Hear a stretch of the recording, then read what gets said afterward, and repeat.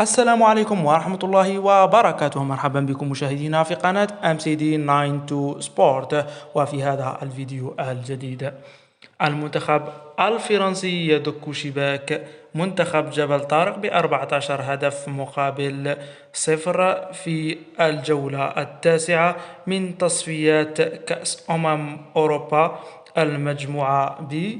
لعبت هذه المباراة اليوم 18 من شهر نوفمبر 2023 بملعب أليانز ريفيرا بنيس فرنسا، بحيث تداول على تسجيل الأهداف. الهدف الأول جاء في الدقيقة الثالثة عن طريق اللاعب إيثان سانتوس في هدف في مرماه. في الدقيقة الرابعة سجل الهدف الثاني اللاعب تورام.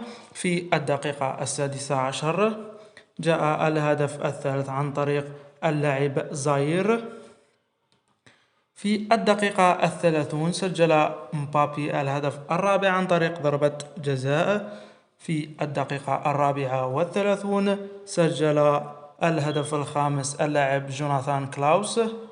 في الدقيقة السادسة والثلاثون سجل اللاعب كومان الهدف السادس.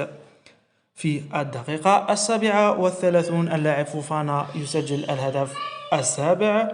في الدقيقة 63 اللاعب رابيو يضيف الهدف الثامن.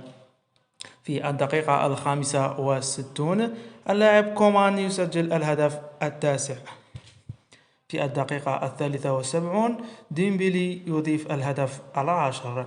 في الدقيقة 74 مبابي يضيف الهدف 11. في الدقيقة 82 مبابي يسجل الهدف أيضا الهدف 12.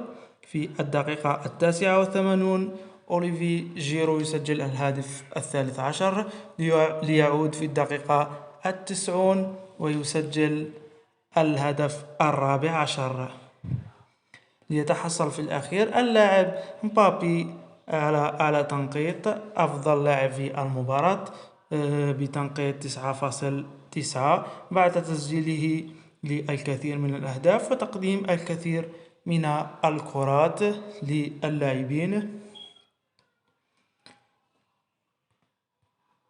نذهب لبعض الإحصائيات. الاستحواذ 73% لفرنسا. وفي الأخير أشكركم مشاهدينا على مشاهدتكم لهذا الفيديو ودعمكم لنا.